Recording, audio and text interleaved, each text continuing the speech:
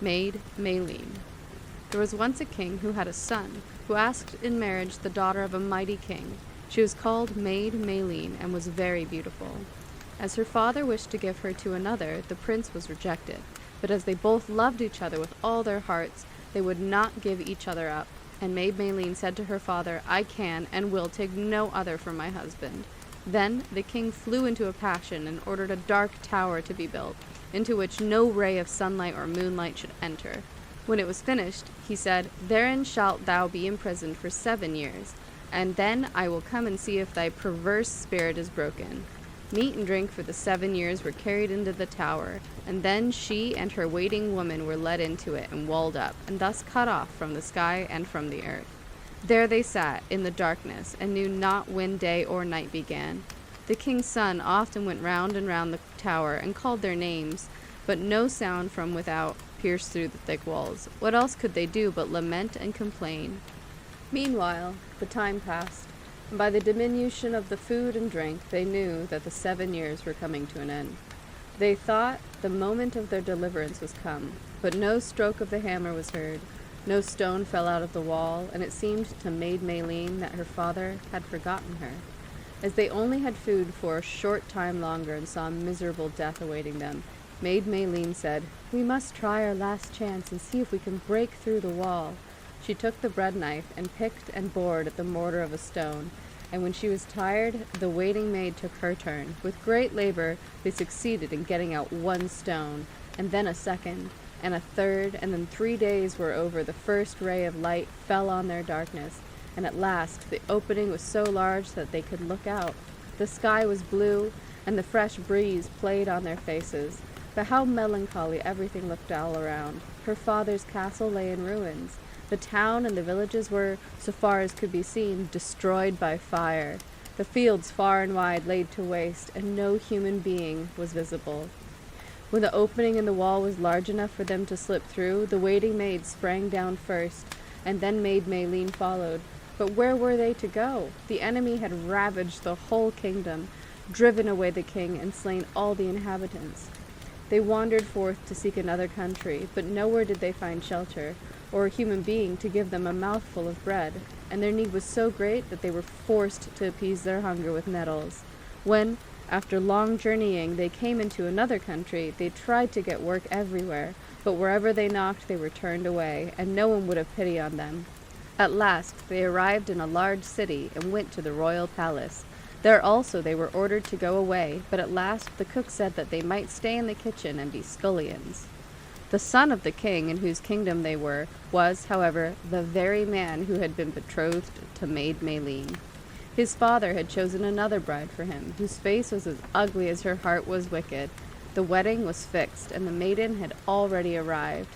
But because of her great ugliness, however, she shut herself in her room and allowed no one to see her, and Maid Maleen had to take her meals from the kitchen.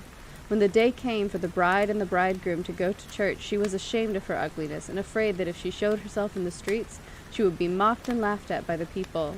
Then said she to Maid Maleen, "A great piece of luck has befallen thee. I have sprained my foot, and cannot well walk through the streets. Thou shalt put on my wedding clothes and take my place. A greater honor than that thou canst not have." Maid Maleen, however, refused it, and said, "I wish for no honor which is not suitable for me." It was in vain, too, that the bride offered her gold. At last she said angrily, "If thou dost not obey me, it shall cost thee thy life. I have but to speak the word, and thy head will lie at thy feet." Then she was forced to obey, and put on the bride's magnificent clothes and all her jewels. When she entered the royal hall, everyone was amazed at her great beauty, and the king said to his son, "This is the bride whom I have chosen for thee, and whom thou must lead to church." The bridegroom was astonished, and thought, "She is like my Maid Maleen, and I should believe that it was she herself. But she has long been shut up in the tower, or dead." He took her by the hand and led her to church. On the way was a nettle plant, and she said, "O nettle plant, little nettle plant, what dost thou here alone? I have known the time when I ate thee unboiled, when I ate thee unroasted." "What art thou saying?" asked the king's son. "Nothing," she replied. "I was only thinking of Maid Maleen." He was surprised that she knew about her, but kept silence. When they came to the footplank into the churchyard, she said, "Footbridge, do not break. I am not the true bride." "What art thou saying there?" asked the king's son. "Nothing," she replied. "I was only thinking of Maid Maleen." "Dost thou know Maid Maleen?" "No," she answered. "How should I know her? I have only heard of her." When they came to the church door, she said once more, "Church door, break not. I am not the true bride." "What art thou saying there?" asked he. "Ah," she answered, "I was only thinking of Maid Maleen." Then he took out a precious chain, put it round her neck, and fastened the clasp. Thereupon they entered the church, and the priest joined their hands together before the altar, and married them.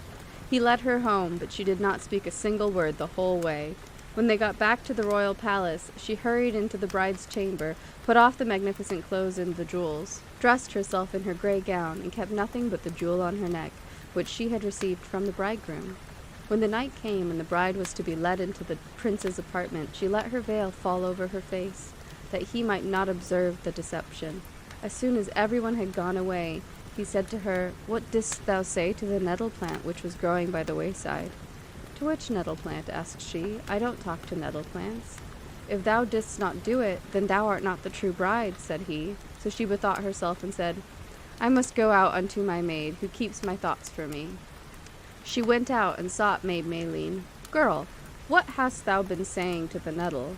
"I said nothing but, 'O nettle plant, little nettle plant, what dost thou here alone? I have known the time when I ate thee unboiled, when I ate thee unroasted." The bride ran back into the chamber and said, "I know now what I said to the nettle," and she repeated the words which she had just heard. "But what didst thou say to the footbridge when we went over it?" asked the king's son. "To the footbridge?" she answered. "I don't talk to footbridges." "Then thou art not the true bride." She again said, "I must go out unto my maid, who keeps my thoughts for me," and ran out and found Maid Maleen. "Girl, what didst thou say to the footbridge?" "I said nothing but, 'Footbridge, do not break. I am not the true bride.'" "That costs thee thy life," cried the bride.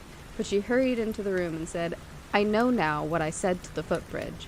And she repeated the words. "But what didst thou say to the church door?" "To the church door," she replied. "I don't talk to church doors." "Then thou art not the true bride." She went out and found Maid Maleen and said, "Girl, what didst thou say to the church door?" "I said nothing but, 'Church door, break not. I am not the true bride.'" "That will break thy neck for thee," cried the bride, and flew into a terrible passion.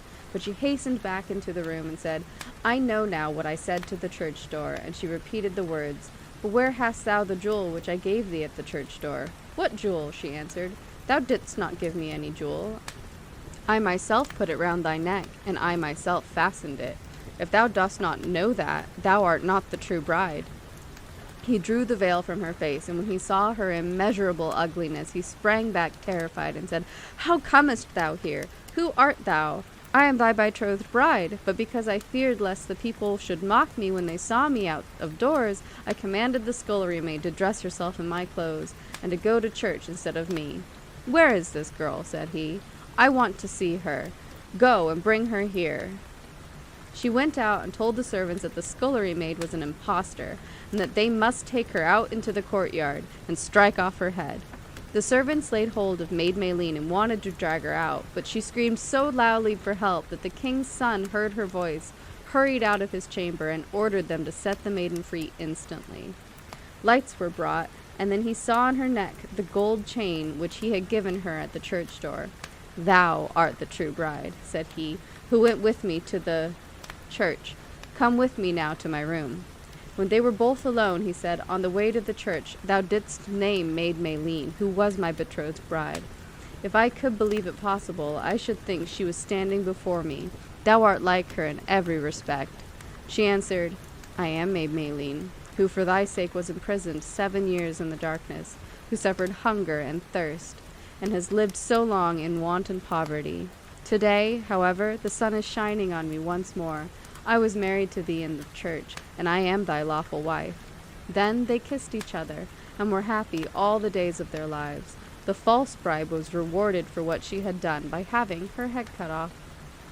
The tower in which Maid Maleen had been imprisoned remained standing for a long time, and when the children passed by it, they sang, Cling, clang, Gloria, who sits within this tower, king's daughter, she sits within, a sight of her I cannot win.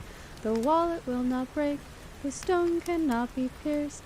Little Hans, your coat so gay, follow me, fast as you may. End of story 198. Read by Nicole DiDio, Montpelier, Vermont, USA, April 17, 2022.